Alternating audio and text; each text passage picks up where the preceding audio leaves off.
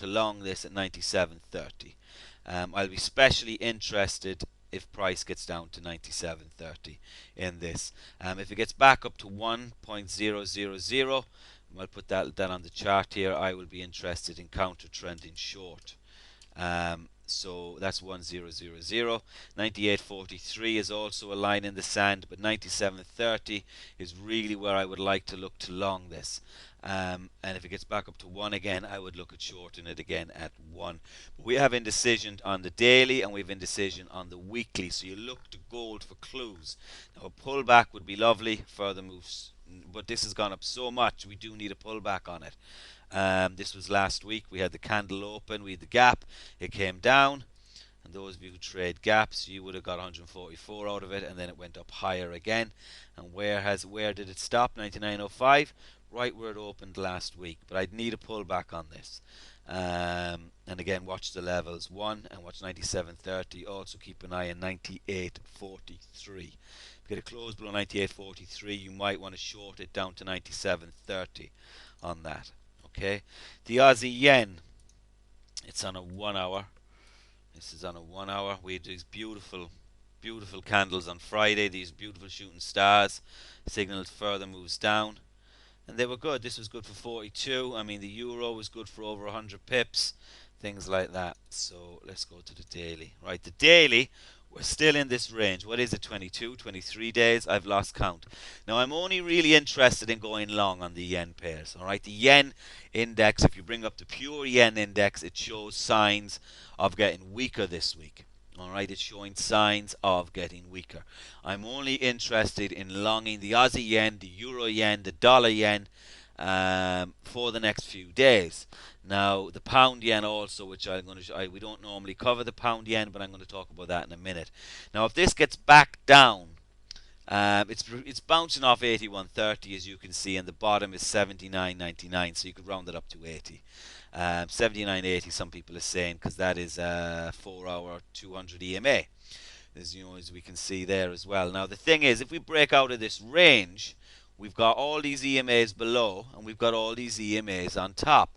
So I'm hoping that this will come down to 80. I'm hoping it breaks and gets down to 79.30 area.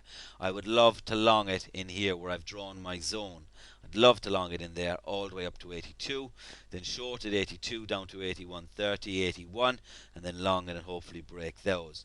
But if we get a break of 81.30, then I would look to long it up to 82, and then I would look to short it. You're going to have to yo-yo this because there's too much resistance here for it to break through in one go.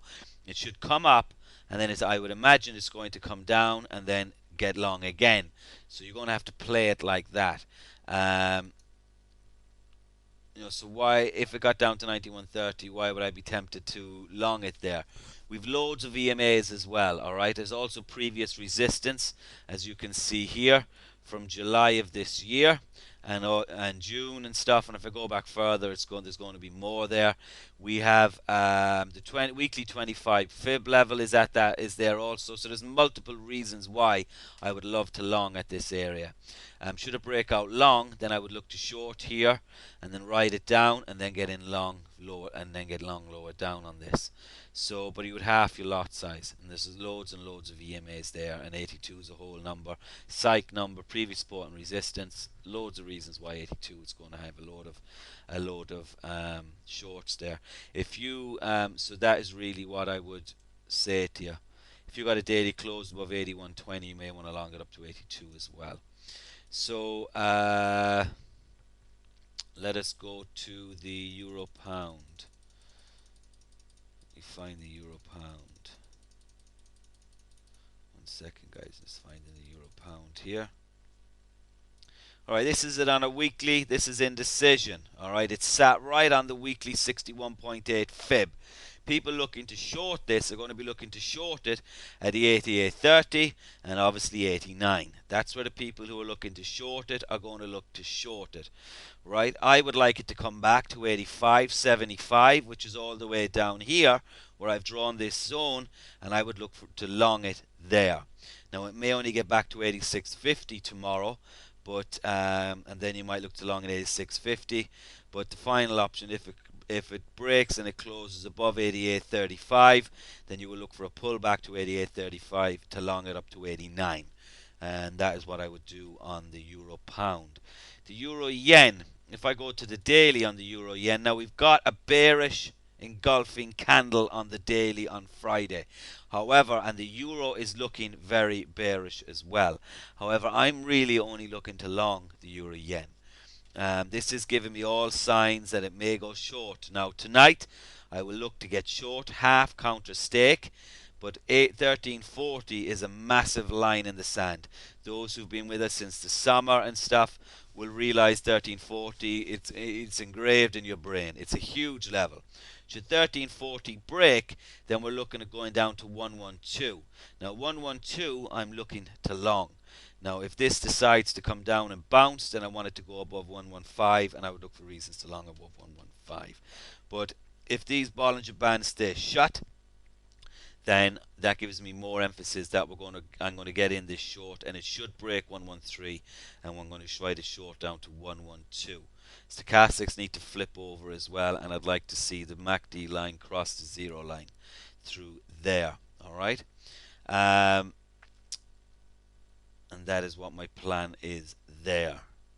So but I really am weary on the yens, shorting the yens. Very weary on shorting the yens. If I go to the pound yen, now we can see we've got this wedge that's been forming since April this year. We talk about the pound yen sometimes we leave it. Now if we go to here, you can see I've zoomed in on this. This is that wedge. You can see 129 is a big line in the sand. If I go back here, 129 we've had a couple of little breaks, and then it's gone straight back up again. So you can either wait for it to don't put a pending order. Wait, if it's going to break, wait for something like this happen. This candle here, a bullish hammer. Wait for a nice bearish, bullish candle above it, and then you got a spike here on this. You would have had to go through a few pips of drawdown on this, but this one came back down, tested, and up it went. Spiked off, spiked off, spiked off. We had a break followed by a bullish engulfing, rode it down. Then this big bullish candle, this is the intervention, and now it's come down to 129 again. So 129, that's the area I would look to long the pound yen on that. The Euro Aussie, now the Euro Aussie is another pair I'd be a bit careful on. If I go to the Euro Aussie, we got bearish train tracks here on the daily. The Euro is weaker than the Aussie, so you want to be fibbing this here. Look at 50% pullback, which will take you up to around the 140, 130 area. Around that area you would look for a short then. I'd like these Bollinger Bands to close. I'd like the stochastic to turn over a bit.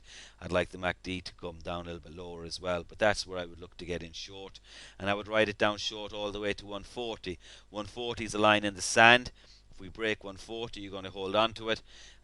We may bounce there, but 50% of that, and you're going to look to get in short on that. And that's it this week. The dollar is looking like we're going to see some dollar strength over the next few days.